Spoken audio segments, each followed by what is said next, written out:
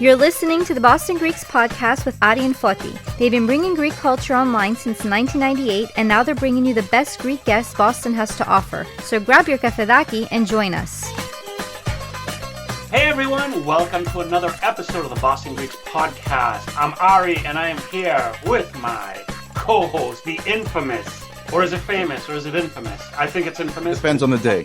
Yeah, Foti's name. It depends on who you ask as well. Hi, Foti, how are you? I'm great, and yourself, Ari? I'm doing great. It's been like a minute. Summer, people were gone, people are traveling, people are doing their thing, including you.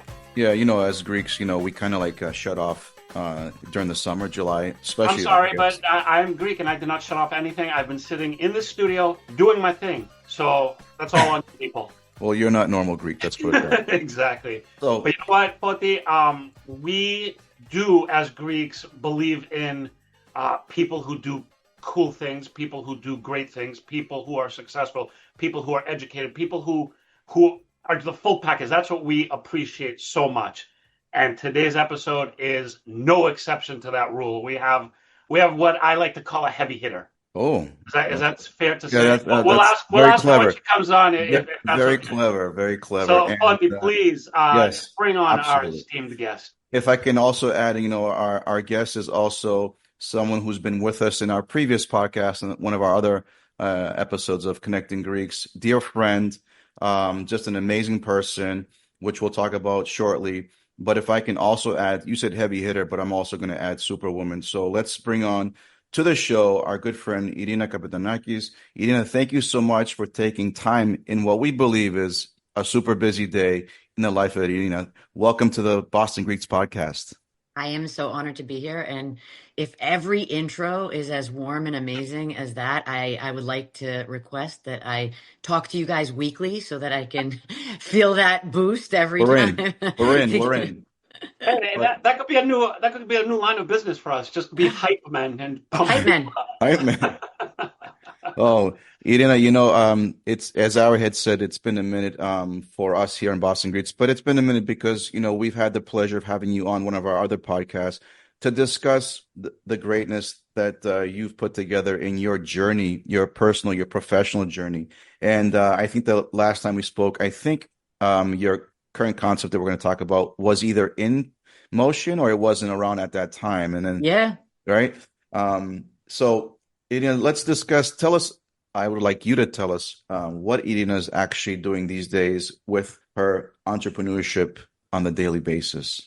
So I am the owner of Rumble Boxing in Northern New Jersey, New York City, and Boston, which is my most recent venture. I've always wanted to get back to my hometown and have something kind of connecting business and my personal life together.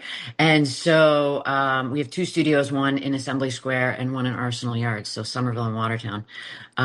So it's been a crazy couple of actually 4 years. And I think it's kind of was in motion when we had talked last, but it's definitely full steam ahead at this point. Irina, can I just say, as a local Boston girl, and we're local Boston guys, and this is a Boston theme, how awesome is it that you opened a store for Rumble at Assembly Square? Yeah. That is amazing to me because I grew up in Somerville. And Assembly was, when I was young, was like, Pro 6 be careful. Like, and now look at this place. And the fact that you can go there and do business is just, it's just, it has nothing to do with anything we're talking about. It's just such a treat for me to hear this. A local girl done good and brought her business back to her hood. So I think that's cool. It definitely brings back memories just of that area and like growing up. I mean, I grew up in Medford, so I was right around the corner from there. It's full circle moment. What do you see? Like how is your impression of Assembly? And this is your newest one, right? Is Assembly the newest one? Yeah. So you have a little bit of experience with the other ones in two other states, right? Yep. And now you're in Massachusetts, and your latest one is Assembly. Can you just give us a little bit of the vibe at Assembly and how your experience? The vibe is totally different from what we remember growing up. I Oh remember yeah. there was a Circuit City there that I would go to with my dad when he needed electronics. That was there, and there was like some like billiards place that I think we needed like Good parental times. supervisions. Good times. So that was all I remember from that growing up. But no, honestly, Assembly Square and Arsenal Yards. I don't know if anyone remembers the Arsenal Mall growing up.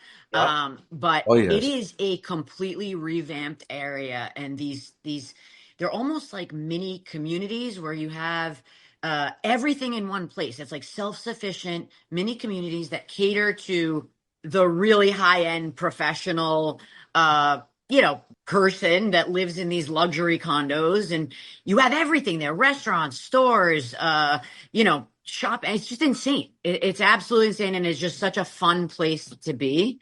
It totally different from what we remember growing up.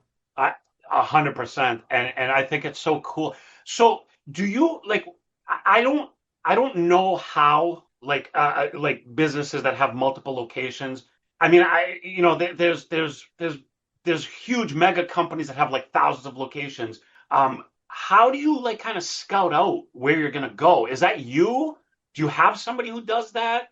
Do you have like all the data of like what the people are, what their like kind of demographic is? Like, are those all data points that you kind of make sure you cover when you're scouting a location? Because those are two great locations in the Boston area. I mean, I couldn't think of a better location, honestly. Yeah, so for the locations, I scout out locations by myself. But the reality is that it would be very difficult for me to scout out a location in a place that I don't know. And Massachusetts obviously is a place I know. And Boston area, the greater Boston area, I know. So it was easier for me to kind of go into Massachusetts and kind of scout out areas that I think would be great, and even potentially for the future, other areas that I think would be great. I don't know if I could do the same thing if you told me to go to like, Tennessee. Like I don't know if I would have that same level of confidence in my locations. Um, Obviously, there's data that goes into it, demographic information, population information, age, income levels, things like that. And you can pull all that data to just kind of reinforce your decision. But I think the number one thing is knowing the area. So growing up in that area, how it's evolved, and what area, to go to. So I would say you got to know. You Well, got to have been there. when I read the locations and I saw Watertown in Somerville, the only response I had was brilliant. Again, I've been to the Watertown Arsenal area, obviously growing up, but recently, to go to like some of those restaurants to kind of hang out. There's such a great vibe. And of course, I am a Somerville boy, so like Assembly Square, every time I'm anywhere in the Boston area, I hit Assembly Square because I can't believe how it's transformed. And like Foti just said, brilliant decision making and opening in these locations. So now your latest one is in Assembly, and has everything gone as smooth or not as smooth as your previous ones? Are you learning so much more as you go? Can you give us a little bit of like what Yeah. your experience was like? I'm learning every day. I mean, like, honestly, it's so interesting. Learning how to scale, first of all, because going from one location to 4 to 5, like, kind of scaling and learning what that means, and how to scale and grow, and how to streamline processes. That's a learning in and of itself that I'm continuously kind of getting better at day by day. But then every location has its own little footprint, its own little, I don't know, feeling, right? Like its own demographic that shapes the community. So it's different everywhere. Even though there's a lot of things that are the same, there's still a lot of things that you learn from that are just differences of, how each location works. And you're dealing with different people in every location, right? Even just the staff is different. And, learning how to work with people who, certain people like to be worked with in a certain way. You have to kind of be accommodative to how people learn, and how people absorb information. And, it's always a learning curve. And I think that, even with the first location in Hoboken, I'm still learning there too. I mean, I think that once you stop learning is when you stop growing, you stop evolving, and it's, kind of the downhill begins. So I think that you kind of constantly have to be learning and open to evolving and changing as things change. Right. So you said now, so you have to kind of be familiar when you're scouting a new location. But your first location, now I know you as a Boston girl, but you don't live in Boston right now, No, right? nope. And your first location, how confident or how comfortable were you with that? Was that something that was an obvious thing? Was that something that you were like kind of like trying to figure out? Was it scary? Was it smooth? What was that first location like? So same situation in that I knew the area. Obviously, I was living in Hoboken for 15 years. I Okay. knew the people. I knew the connection to New York City. Obviously, this was a brand that was born in Manhattan, and bringing it to Hoboken, just knowing the community, how connected they were to Manhattan and how close it is to Manhattan, bringing that post-COVID Mm. to Hoboken was just for me a win. So I knew the area. I knew the people. Again, that's the only reason why that area would have been a place that I would have considered. Right. If I can also add real quickly, I'm gonna ask a couple questions to Irina Ari, but when I think of Hoboken, I think of Cake Boss. Oh yeah, yeah. Sorry, He's there. That's right. I just That's had where to his say that location because was. when you say Hoboken, it just keeps triggering that thought. But Irina, in decision making, Ari's asking some very good points about the decisions you have to make, whether you're running one location or multiple locations, running staff at all levels, decision making, right? So we are living in a world that is so, in my opinion, maybe it's not saturated, but it's so overwhelming with the health and wellness, and all these concepts are coming out, and people are trying to connect with something that works for them. You have all these concepts of fitness, you have all these different studios, you have all these different types of programs. What was it for you that you could have probably chose so many other concepts, I'm assuming? What was it for you that hit it to go into it with Rumble? Yeah. So one thing that I'll start with is I never say that I'm the owner of gyms.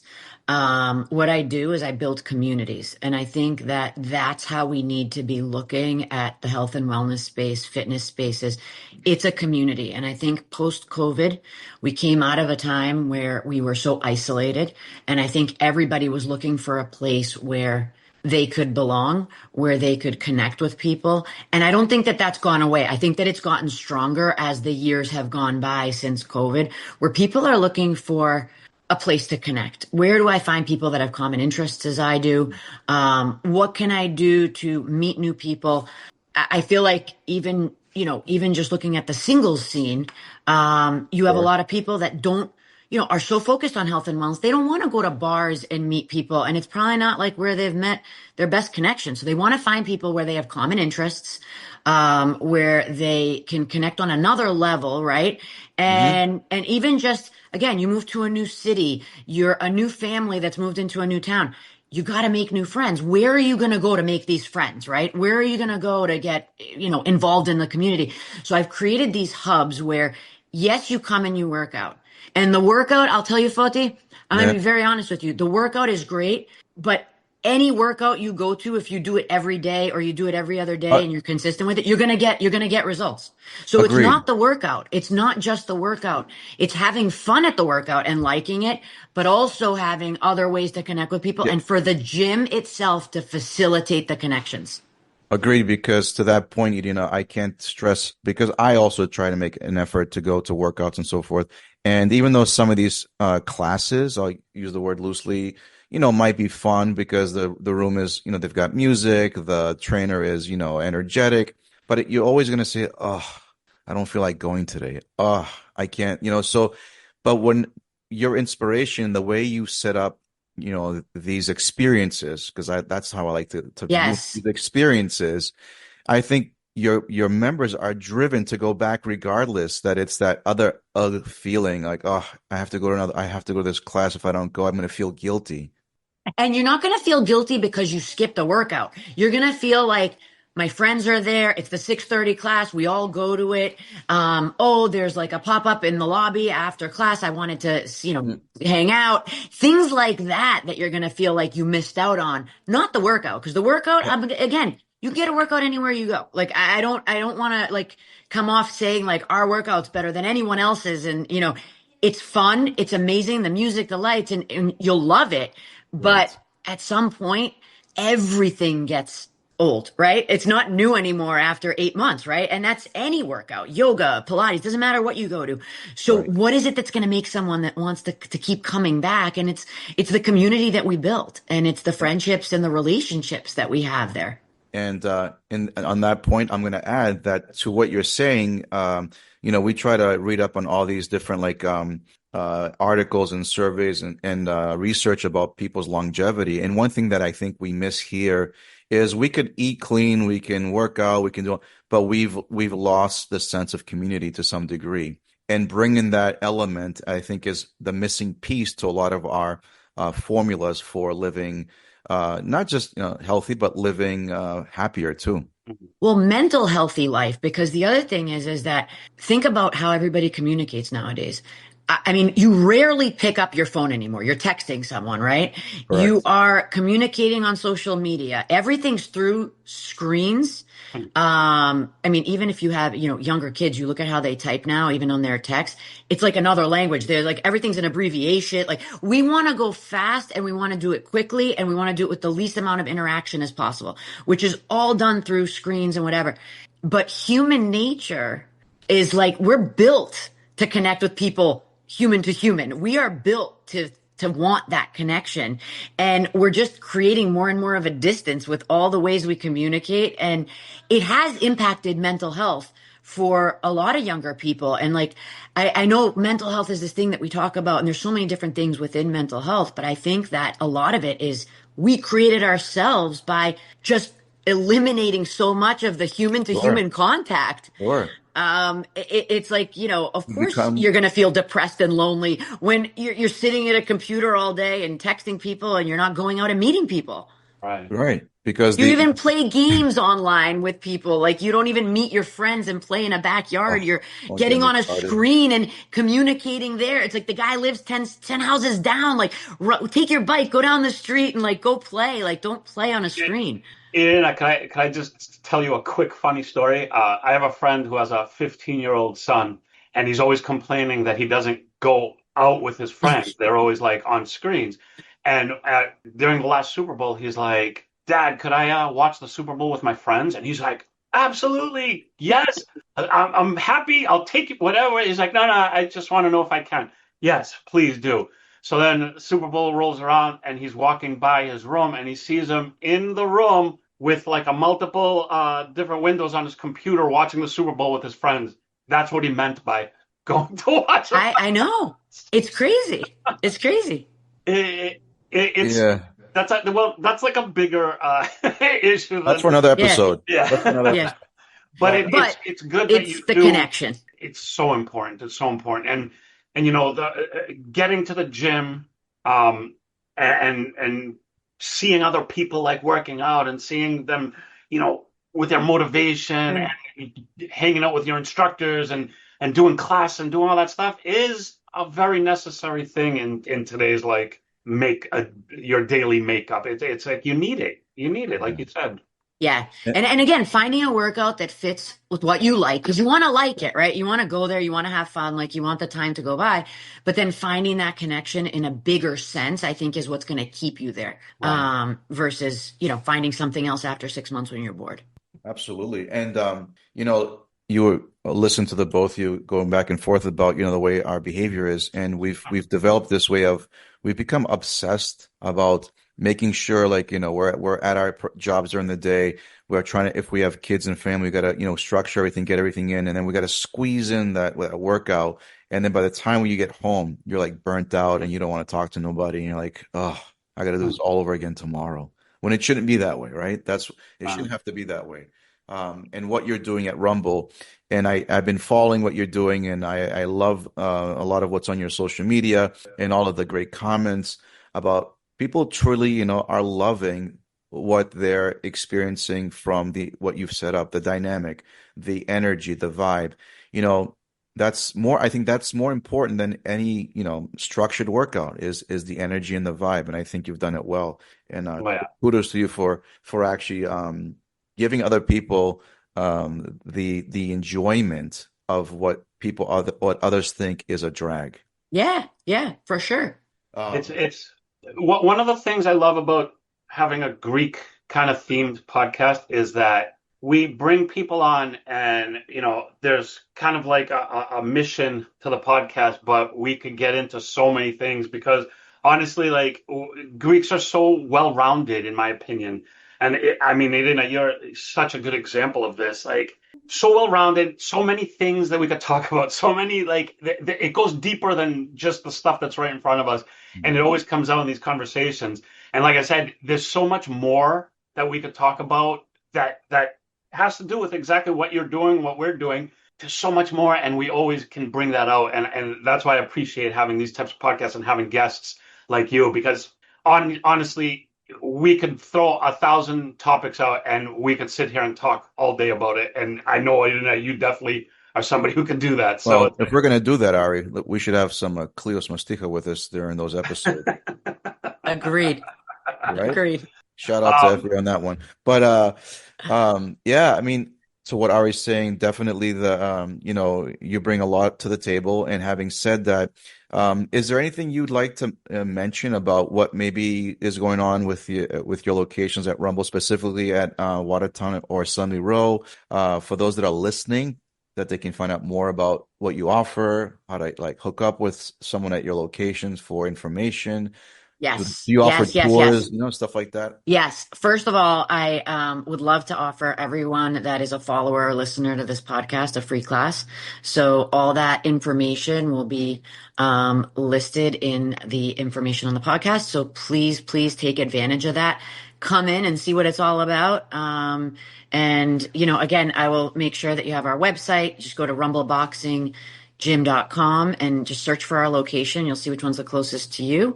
And that's how you can go book in a class. We'll make sure you have the promo code. And I would love for us to get so many Greeks where I have a Greek focused class, Greek music class every week on the schedule because I have so many Greeks that come to the studio. So awesome. I would love that. We did it, by the way, FYI, we have done a Greek class where we use Greek music and we did the whole class with Greek music. Phenomenal. I would love to do it again. So let's get the Greeks coming in so that we can get that going. That is awesome. I didn't even think about that. That's brilliant. Yes. Everybody out there, you take advantage of this and get the Greeks in there.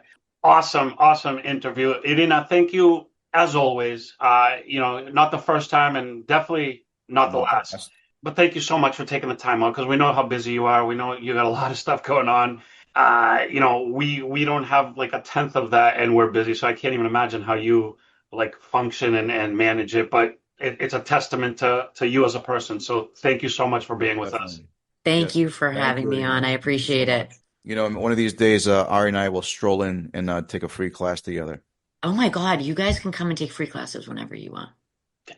That'll be the comic episode. That'll be for our the kind of Three Stooges of Ari and Foti. Wait, you want to hear something funny? So we did the Greek class. Actually, Dina was there. We did the Greek class in Watertown. And we had hung like Greek flags all over the place, whatever. And it was like literally it was Greek music and like the whole class was Greek like music and all that. We did it with HBBU. Oh, cool. With Panayota. So all of a sudden, some dude walks in with like a box of cookies. And he's like, hey, are you guys Greek? There's like Greek flags like all over the place, like whatever. We're like, yeah. He's like, I'm the owner of Chip City, like right down the street. He's like, I'm Greek too. And I saw all these Greek flags and I wanted to come in and just see what the hell was going on here. So I was like, all right, amazing. It's like Greeks just attract the Greeks. Classic. That's classic. Yeah. And of course he's Greek. He doesn't want to come with empty hands. So he comes with like a box of what cookies. Else? That's so funny. That is such a classic example of. You got to carry that tradition. That's awesome. Thanks once again, Irina. We appreciate you. We appreciate everything you do. We appreciate for making the Boston girls, out there and girl power, all that stuff. We appreciate you. Thank you so much for being with us. Thank you. And Dina, who nobody saw, thanks for you too. Thanks for hanging on, Dina. She's nodding her head for anybody listening and not watching. And thanks, Foti, as always. Thanks, everybody out there for watching and listening. So, like we said, check out the notes.